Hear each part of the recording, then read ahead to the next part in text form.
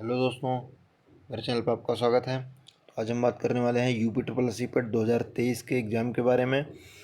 इसकी हमको प्रिपरेशन कैसे करनी है, हमारी स्ट्रेटजी क्या होना चाहिए, हमारे टारगेट मार्क्स कितने होने चाहिए, हमको किस तरीके से पढ़ना है।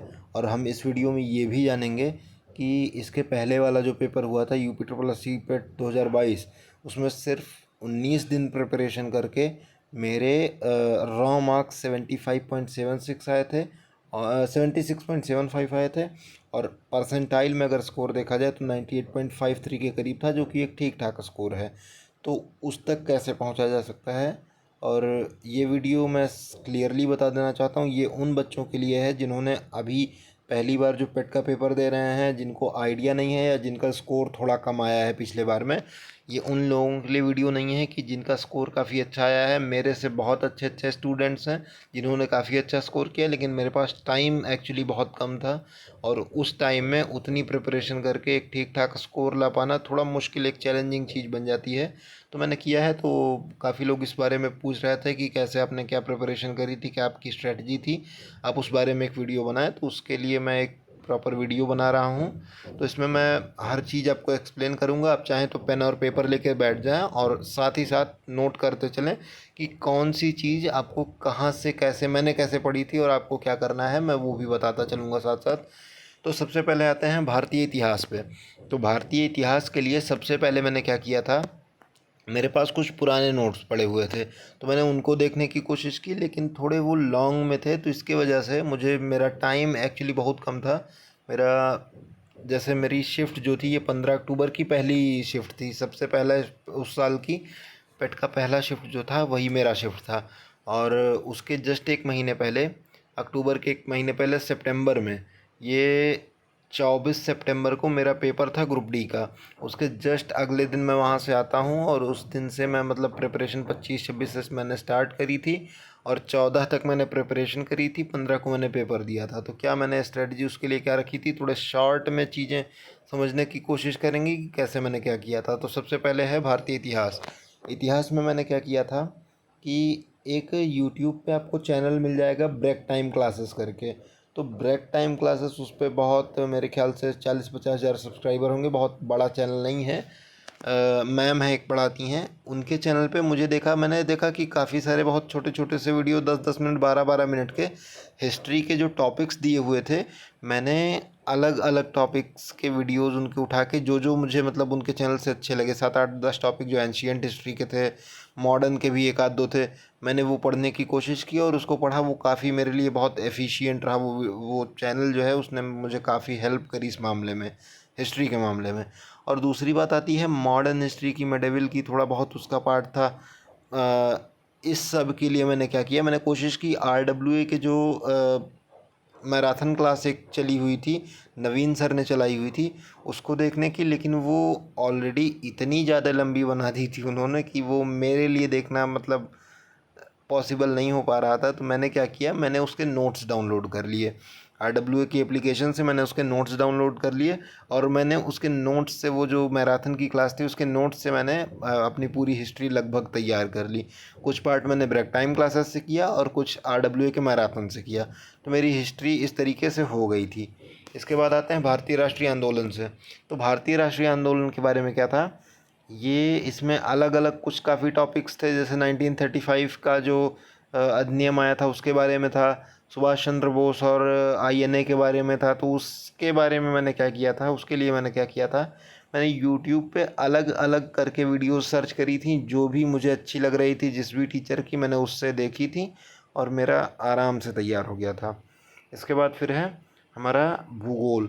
तो भूगोल के लिए मैंने सिर्फ एक काम किया था, अंकित चौधरी करके एक टीचर हैं RWA पे, उन्होंने मैराथन क्लास ली हुई थी, 7-7.5 घंटे की कुछ ऐसे रही होगी, भूगोल की, वहाँ पे उन्होंने कराई हुई थी, ज्योग्राफी की। मैंने वो किया था और उसके प्रॉपर नोट्स बनाए थे और उससे मैंने 2-3 बार अच्छे से उसकी रिवीजन की थी और मेरा एक क्वेश्चन भी नहीं छूटा था। पेट के पेपर में भूगोल एकदम इजी आया था, एकदम मेरे लिए इजी हो गया था, ज्योग्राफी एकदम इजी हो गया था, काफ़ी अच्छा गया था मेरा। इसके बाद देखते हैं ये भारतीय अर्थव्यवस्था का वाला। तो इसमें मैंने थोड़ी सी गलती क्या की थी, चूँकि टाइम भी कम था और मुझे लग नहीं रहा था कि मैं उसको अच्छे से पढ़ के मैराथन से, उनके अंकित चौधरी ने ही उसका भी मैराथन लिया था, अंकित सर ने ही। लेकिन मुझे लग नहीं रहा था कि मैं उसको कंप्लीट करके उसके नोट्स बना पाऊँगा। तो मेरे पास इकोनॉमिक्स के मेरे पहले से कुछ नोट्स मेरे पड़े हुए थे, तो मैंने क्या किया, उससे थोड़ी बहुत पढ़ने की कोशिश की, तो काफ़ी चीज़ें उसमें मिल गई। जो नहीं मिली वो मैंने यूट्यूब पे, जैसे 2014 के बाद के आर्थिक सुधार वाले टॉपिक्स थे, तो वो सब मैंने क्या किया कि यूट्यूब पे सर्च करके रैंडमली उसको किसी भी टीचर की वीडियो देख के और उसको कंप्लीट कर लिया, वो मेरा हो गया था। इसके बाद था ये भारतीय संविधान और लोक प्रशासन। तो इसके लिए मैंने क्या किया था, इसके लिए मैंने मतलब मेरे नोट्स पड़े हुए थे, मैंने सिर्फ अपने नोट्स पढ़े हुए थे और मेरी पॉलिटी काफ़ी हद तक पहले से ही तैयार थी, मुझे बहुत ज़्यादा दिक्कत थी नहीं, तो मेरी पॉलिटी का टॉपिक हो गया था। वैसे अगर आपकी पॉलिटी नहीं अच्छी है तो आप RWA के तरफ जा सकते हैं, वो काफ़ी अच्छा पढ़ाते हैं, उनका मैराथन जो है काफ़ी अच्छा रहता है। और एक चीज़ तो मैं बिल्कुल क्लियर कर देना चाहता हूँ, आपको पेट के लिए, UP SSC पेट के लिए आपको किसी भी कोर्स को लेने की, RWA या किसी भी जितने भी यूट्यूब चैनल्स हैं और सारी कोचिंग इंस्टीट्यूट्स हैं, वो अपना पेट के लिए बैच लॉन्च करते हैं, ये सब करते हैं, कोई ज़रूरत नहीं है आपको किसी भी बैच को लेने की। सीधी सी बात बता रहा हूँ, 1.5-2 महीने की प्रिपरेशन का टाइम आपके पास रहता है, 2 महीने का ज़्यादातर रहता होगा, ज़्यादा से ज़्यादा। वो 1.5 महीने के पहले अपना कोर्स ही नहीं ख़त्म कर पाएंगे, आपको रिवीजन तक का टाइम नहीं मिलेगा। आप खुद से प्रिपरेशन करें, बहुत अपने कंटेंट को बहुत शॉर्ट रखें, अपना जो आपका वो है, अपना स्टडी मटेरियल है, इतना कम रखें, इतना मिनिमल रखें कि आप एग्ज़ाम देने की डेट से पहले पहले 2 से 3 बार सारे मटेरियल को रिवाइज़ कर पाएँ। मेरे नंबर्स इतने अच्छे इसी वजह से आए क्योंकि मैंने हर चीज़ को इतने छोटे में किया था कि जिससे मैं रिवाइज़ भी कर पाऊँ अच्छे से और वो दिमाग में बैठ भी जाए।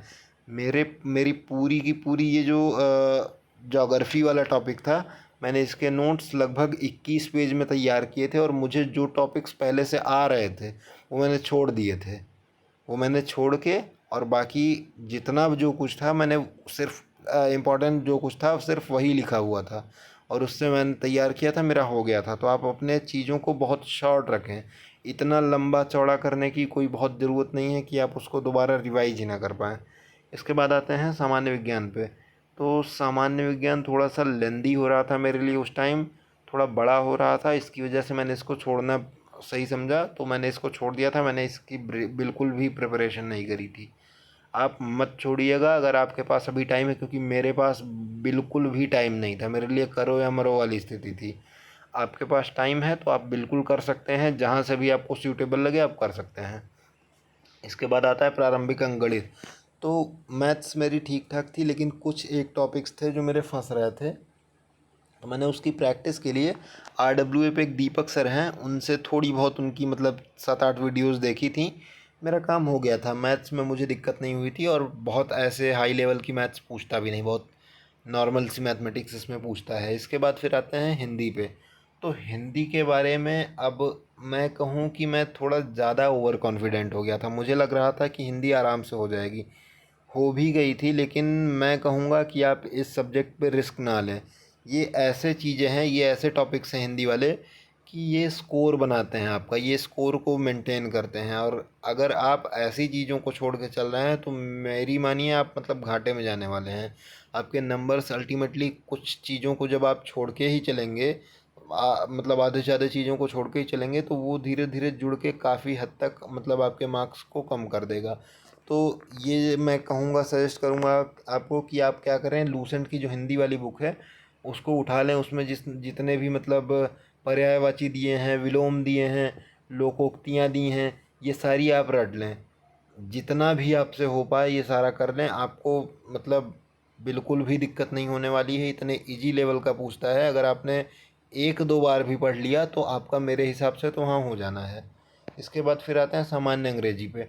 अब अंग्रेजी में दिक्कत क्या थी कि इंग्लिश की ग्रामर पढ़ना अपने आप में थोड़ा एक चैलेंजिंग चीज़ है 19 दिन के अंदर, तो मैंने ये टॉपिक भी छोड़ दिया था। हालांकि मेरी ग्रामर जो है उतनी मतलब ठीक ठाक है एक तरीके से, और दूसरी बात यह है कि काफ़ी चीज़ें इंग्लिश में जितनी आसान इसमें पूछता है, आप सेंस से अपने कर सकते हैं कि हाँ क्या सही है क्या नहीं है, आप ऑप्शंस देख के अपनी सेंस के हिसाब से आंसर कर सकते हैं। तो मुझे नहीं लगता कि इंग्लिश पूरा ग्रामर पढ़ना उतना एफिशिएंट होगा, हालांकि अगर आप कर सकते हैं तो आप बिल्कुल करें। इसके बाद आते हैं तर्क शक्ति एवं तर्क। तो इसके लिए ये रीजनिंग है। रीजनिंग के लिए मैंने क्या किया था, मैं जब सोने जाता था रात को, तो रात में सोने के पहले मैं क्या करता था, एक कोई जैसे CHSL की मैंने शुरुआत में क्या करी थी, एक कोई सर थे, उनकी 20-21 वीडियोज़ की वो थी प्लेलिस्ट पड़ी हुई थी यूट्यूब पे। उन्होंने प्रैक्टिस सेट्स करा रखे थे CHSL के, ऐसे अनाउंस कोई किसी ईयर के रहे होंगे। उन्होंने हर दिन एक रीजनिंग का प्रैक्टिस सेट कराया हुआ था यूट्यूब पे। मैं सोते टाइम बस उनकी एक वीडियो देखता था, ना पेन कॉपी पेपर कुछ नहीं, कुछ भी लेके नहीं, बस लेटते हुए उनकी एक वीडियो देख लेता था। और मेरी रीजनिंग में मुझे एक क्वेश्चन भी मेरा आज तक नहीं फंसा, इसमें पेट में ना उसमें फंसा ना उसके। कभी भी मैंने जब टेस्ट भी देने की कोशिश की, टेक्स्ट बुक वगैरह पे टेस्ट दिए, मॉक टेस्ट दिए, तो उसमें भी मुझे कुछ दिक्कत नहीं हुई। इसके बाद आते हैं करंट अफेयर्स पे, ये सामयिकी है, ये भी आपका 5 नंबर का टॉपिक है।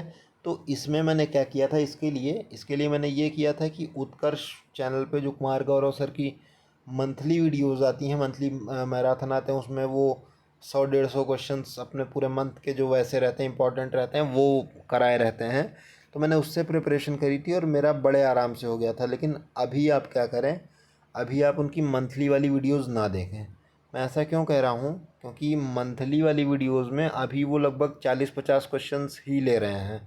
बहुत छोटी वीडियोस कर दी है उन्होंने। मेरे टाइम पे वो जब मंथली वीडियोस लेते थे तो उसमें 150 क्वेश्चन, 100 क्वेश्चन, इससे ऊपर रहते थे। काफ़ी अच्छे तरीके के कंटेंट्स आपको मिल जाते थे उसमें से।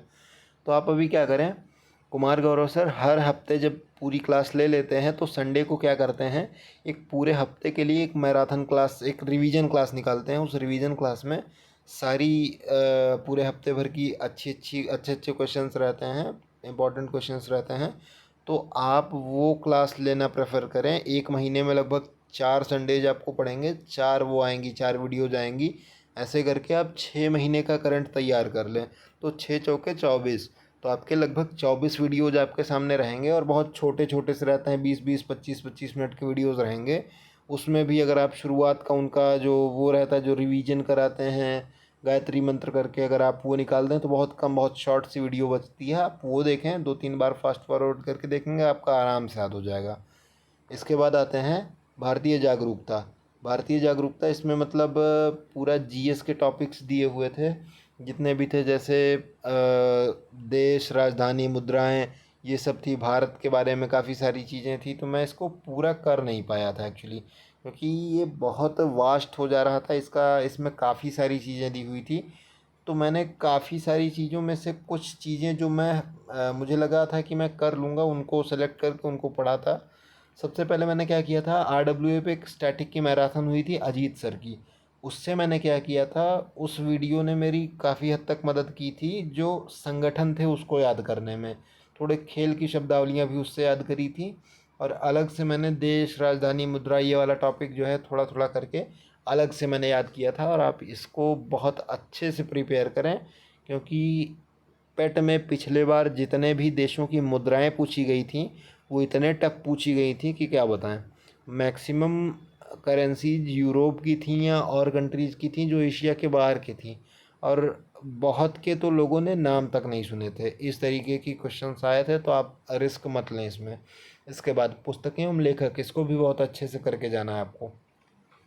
अब इसके बाद लास्ट में आते हैं ये अपठित हिंदी गद्यांश। तो इसके लिए मैंने क्या किया था, इसके लिए अगर आप चाहें तो मैंने इसको छोड़ दिया था सिंपली, क्योंकि मैं थोड़ा एक हद तक कॉन्फिडेंट था कि हिंदी का गद्यांश आएगा तो इसमें क्या बात होगी, कर लूँगा ऐसे। लेकिन इसमें भी एक आध क्वेश्चंस मेरे गलत हो गए थे। वो एक्चुअली इस तरीके का वो देते हैं, इस तरीके का पैसेज देते हैं, इस तरीके का गद्यांश देंगे आपको कि आप उसको पढ़ने में मतलब कंफ्यूज हो जाएंगे कि उसका आंसर क्या होगा। तो मैं कहूँगा कि इसमें रिस्क मत लें, अच्छे से इसकी प्रिपरेशन करके जाएं पहले से। तो आप चाहें तो RWA की मैराथन ले सकते हैं, या एक मैम है निधि एकेडमी करके, उनका चैनल है यूट्यूब पे, उन्होंने काफ़ी अच्छे से करा रखा है ये अपठित हिंदी गद्यांश वाला ये जो टॉपिक है। तो आप ये वहाँ से भी कर सकते हैं, उन्होंने काफ़ी अच्छे से कराया है। तो आपको जो पसंद आए, जो RWA पे हुआ है वो, या निधि एकेडमी पे जो हुआ है वो, आप किसी से भी कर सकते हैं। इसके बाद लास्ट में आते हैं ये 2 टॉपिक्स, ग्राफ की व्याख्या और तालिका की व्याख्या। आपका ये ग्राफ वाला टॉपिक और ये तालिका, ये जो टेबल होती है, ये सब कितना भी अच्छा हो, मैं कहूँगा कि आप एक बार अच्छे से उसको, जितने टफ़ से टफ़ क्वेश्चंस हो सकते हैं आप उनको बना के जाने की कोशिश करें, क्योंकि अल्टीमेटली ये 30 नंबर ये हर स्टूडेंट मान के चलता है। ये अपठित हिंदी गद्यांश वाला, ग्राफ वाला और तालिका वाला, ये हर स्टूडेंट मान के चलता है कि ये 30 तो उसे मिलने ही मिलने हैं। और इसमें भी मेरे साथ क्या हुआ था, मैं भी यही मान के चल रहा था, इतने ही कॉन्फिडेंस में था, क्योंकि ठीक ठाक है मेरी मैथ्स, ठीक ठाक है। तो ग्राफ और तालिका वाले में मेरे साथ ये हुआ था कि टेबल में मुझे एक ऐसी टेबल मिली थी, एक ऐसा क्वेश्चन मिला था, उसमें पाँच पाँच नंबर के क्वेश्चंस रहते हैं, 2 आते हैं। तो 5 नंबर का मुझे एक ऐसा क्वेश्चन मिला कि मेरा दिमाग हिल गया। 20 मिनट तो मैं बस उस क्वेश्चन को देखता रहा, मुझे कुछ मतलब उसमें समझ में ही नहीं आ रहा था। तो उसने मेरे और भी क्वेश्चंस के टाइम खाया, मतलब और भी क्वेश्चंस के टाइम खाया, और वो क्वेश्चन तो मेरा बर्बाद हुआ ही हुआ, उसमें भी मेरे 2 गलत गए। तो इस तरीके से मेरी गलतियां बढ़ती गईं और धीरे धीरे मतलब स्कोर थोड़ा कम होता गया मेरा। एक्चुअली लक्ष्य 75 का नहीं था, 75-76 के करीब का नहीं था। मेरा लक्ष्य था कि मैं 80 के अबव स्कोर कर पाऊँ, और मेरे मार्क्स में भी ठीक ठाक आ रहे थे। तो वहाँ पे मेरे थोड़े कम मैं थोड़े कम मार्क्स गेन कर पाया, और ये मेरी एक गलती रही। और मैं ये कहना चाहूँगा आपको कि अगर आपको लगता है कि आपके लिए 75 मार्क्स 76 मार्क्स सफिशिएंट होंगे, उससे ज़्यादा जाने की ज़रूरत नहीं है, तो मैं आपको एक ज़रा सी एक बात बता देना चाहता हूँ। ये थोड़ा डाटा पे बात करते हैं, ऐसे बात करना मुझे अच्छा नहीं लगता। तो सबसे पहले देखते हैं मेरा स्कोर कार्ड। मेरा स्कोर कार्ड ये इसी पे था, ये मेरा स्कोर कार्ड है। आप ये देख सकते हैं, ये मेरा स्कोर कार्ड है। इस स्कोर कार्ड में नीचे ये देख सकते हैं मेरा परसेंटाइल स्कोर।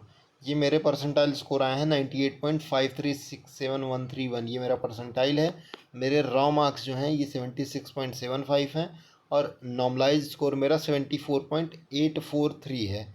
ये मेरे मार्क्स हैं 76.75। अब ध्यान दें रॉ मार्क्स पे पहले, और उसके बाद ये मेरे दोस्त के हैं। आप देख सकते हैं ये इसका जो रॉ मार्क्स है, इसके रॉ मार्क्स आए हैं ये 74.75 हैं। इसका नॉर्मलाइज स्कोर 73.797 है, और इसका जो परसेंटाइल स्कोर है ये 97.91 है। अब रॉ मार्क्स में तो खैर 2 नंबर का अंतर है, लेकिन लास्ट में जब इसने नॉर्मलाइज किया है एसएससी ने, तो लगभग कह सकते हैं एक तरीके से 0.75 मार्क्स के करीब ये बनता है। और परसेंटाइल में देखेंगे आप तो लगभग 0.6 परसेंटाइल के करीब का अंतर है इन सब में।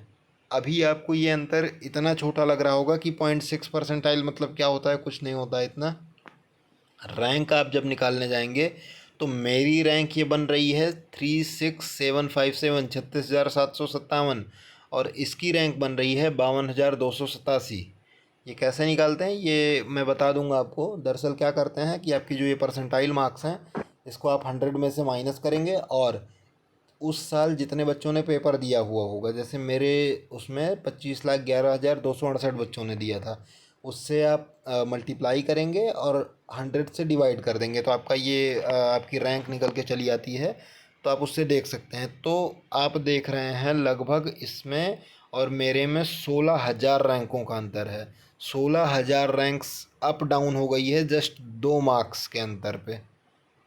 अगर इसने इसके 1 नंबर भी ऊपर होते तो लगभग समझ लीजिए 1 नंबर का भी अंतर होता, तो इस हिसाब से देखने पे लगता है 7-8 हज़ार रैंक्स तब भी अप डाउन होता। तो बिल्कुल भी इस गलतफहमी में ना रहें कि आपके स्कोर में 1-2 नंबर का अंतर आपको आगे मदद करने वाला है, या इससे कोई फ़र्क नहीं पड़ने वाला है, बहुत अच्छे से फ़र्क पड़ने वाला है।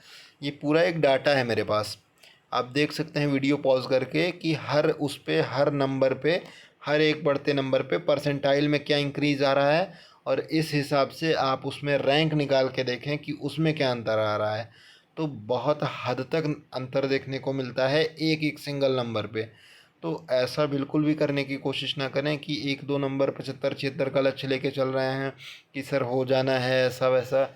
अगर आपने 75-76 नंबर गेन भी कर लिए, तो भी कुछ नहीं होने वाला है। जो एक आध बड़ी भर्तियाँ आएंगी आप सिर्फ वो दे पाएंगे, लेकिन 80-81 नंबर जब आपके 82 नंबर तक पहुंच जाएंगे, 83 नंबर तक पहुंच जाएंगे, जब आपकी रैंक अंडर 1500, अंडर 2300 रहेगी, तो वहाँ पे आपको फ़ायदा होने वाला है। जो बहुत अच्छी अच्छी वैकेंसीज जिसकी आती हैं, 40-40, 50-50 सीटें रहती हैं और बहुत अच्छी उसकी रहती हैं, काफ़ी अच्छी सैलरी रहती है, काफ़ी अच्छी सीट्स रहती हैं, काफ़ी अच्छी जॉब प्रोफाइल रहती है। उसकी सीट्स कम होती हैं और उसमें जो बहुत कम रैंक वाले बच्चे होते हैं वही बैठ पाते हैं। यूपी ट्रिपल एस सी की इन चीज़ों के लिए आपको, इन भर्तियों के लिए आपको पेट में बहुत ही अच्छा स्कोर करना होगा। तो मेहनत करें, और मैं ये बिल्कुल आपको सजेस्ट करना चाहूँगा कि किसी का कोर्स लेने की ज़रूरत नहीं है। दूसरी बात, मटेरियल को अपने कम से कम रखें। कोई भी बहुत ज़्यादा कुछ लेके नहीं चलना है, कुछ बहुत लंबा सा वो लेके नहीं चलना है। और ये भी नहीं करना है कि अपने टाइम को बहुत कम करके रखना है कि सर ने 19 दिन में कर लिया था तो मैं 1 महीने में कर लूँगा। भाई 1.5-2 महीने पहले जितने टाइम में तुम अपनी क्लासेस भी कर पाओ, अपने मटेरियल को भी अच्छे से बना के रख पाओ और उसका रिवीजन भी 2-3 बार कर पाओ, प्रैक्टिस भी अच्छे से कर पाओ, डेली एक मॉक दे पाओ, इतने हद की प्रैक्टिस करने के लिए जो टाइम आपको चाहिए उतना टाइम आप सेलेक्ट करें, अपनी एक स्ट्रेटजी अच्छी बनाएं, जो सिलेबस है उसको प्रिंट करा के अपने सामने रखें जहाँ भी आपको पढ़ना है। एक भी टॉपिक आप सिलेबस से एक्स्ट्रा मत पढ़ें, आप हर चीज़ सिलेबस के अकॉर्डिंग पढ़ें। आपका 100% मैं तो ये गारंटी देता हूँ कि इस तरीके से चलेंगे तो आपके लिए एक बहुत अच्छा स्कोर आपका निकल के आएगा और आपको बिल्कुल दिक्कत नहीं होने वाली है पेट के एग्ज़ाम में। और फिर अगेन दोबारा से मैं ये बात कहना चाहता हूँ आपसे कि बिल्कुल भी किसी भी कोचिंग के बहकावे में मत आएं कि आप उनका कोर्स लें। ये सिर्फ पैसों की बात नहीं है। मैं आपको आपके पैसे हैं, आप जहाँ मर्जी उड़ाएं, मुझे उससे 1 रुपए का फ़र्क नहीं पड़ता। लेकिन अल्टीमेटली बात यही आती है कि मैं गलत सलाह कोई भी नहीं देना चाहता। बहुत सी कोचिंग इंस्टीट्यूट्स हैं, उनके टीचर आते हैं, वो आपको दुनिया भर की वीडियोस बना के बताते हैं कि ऐसे हो जाएगा, अरे हम तो तैयार करा देंगे। अरे तुम तो तैयार करा दोगे, रिवीजन करने तुम थोड़ी ना आओगे। रिवीजन तो बच्चे को करना है और टाइम चाहिए उसके लिए। टाइम तुम देते नहीं हो, टाइम मिलेगा नहीं, वो अपना कोर्स ख़त्म करके चल देंगे और आपका भी धीरे धीरे ये टाइम भी ख़त्म होगा और पेट का एग्ज़ाम भी बेकार जाएगा। मेरे बहुत से दोस्त थे जिन्होंने कोर्स लिया हुआ था और 60 नंबर 62 नंबर भी पार करने में उनकी मतलब हद पिट गई। तो ये सब मत करें, बिल्कुल भी अपने पे कॉन्फिडेंस रखें, अपने खुद के नोट्स बनाएं, अच्छे से प्रिपेयर करें। किसी भी चीज़ में दिक्कत हो तो मुझे बताएं, आप कमेंट सेक्शन में मैसेज करें। मेरे किसी भी चीज़ को आपको अच्छा लगा हो, मेरी कोई भी चीज़ कुछ भी बुरा लगा हो इस वीडियो के बारे में या किसी बारे में, तो आप बिल्कुल बेझिझक आप कमेंट कर सकते हैं नीचे। किसी भी तरीके की गाइडेंस चाहिए हो या कोई भी सब्जेक्ट आप मुझसे पढ़ना चाहते हो कि आपको मैं कुछ भी पढ़ा दूं या कुछ भी कर दूं, तो आप बिल्कुल कमेंट कर सकते हैं। कुछ भी मटेरियल चाहिए हो तो वो भी बोल दीजिएगा, बिल्कुल स्वागत है उस सब चीज़ का। और अगर आपको मेरा वीडियो पसंद आता है तो इसको लाइक करें, मेरे चैनल को सब्सक्राइब करें। Thank you.